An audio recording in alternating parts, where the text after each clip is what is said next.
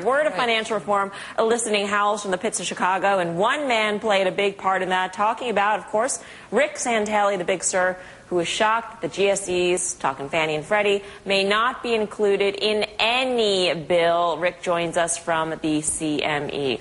Rick, isn't it too simplistic to think that these two mammoth entities would be included in financial reform that deals with things like too big to fail? You can't just lump them in. You know, I can't believe, first of all, you said may not be included. They're not going to be included. And I think to put a moniker of reform on something that doesn't include Freddie and Fannie is very disingenuous. And I think that to pass something, what I heard Mr. Dodd say, Senator Dodd, was, you know, it's the 101st senator. In other words, you know, we'll pass anything. We have to show that we're doing something, no matter if it's the right thing or not. You know, I'm not buying that again.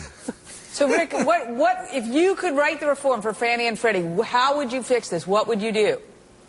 Well, I think that I would break them up immediately and put them up for auction and privatize them or unwind it or officially nationalize them. But what I wouldn't do is completely ignore them and then after Christmas Eve enable them to issue debt. They're issuing reference notes between them and FHA. They're guaranteeing mortgages. This is truly still reprehensible. I don't think the average person out there realizes that the game is afoot. It's the same crap game, just a different alley.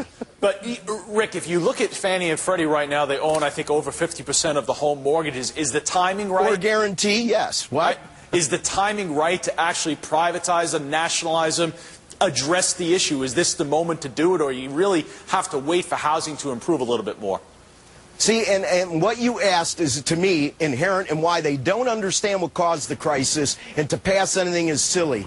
You know, if it isn't the right time, what is? And what you're really saying is, who else would possibly guarantee these mortgages? Nobody in the right mind, so we have to keep them going. Think about what you're saying. It sounds ridiculous. Rick, this is the lowest I've ever heard your energy level at this point. So I need to know what's going on. Is someone slipping you a sedative in your coffee? I don't want Gibbs to get a hold of you on this, spot.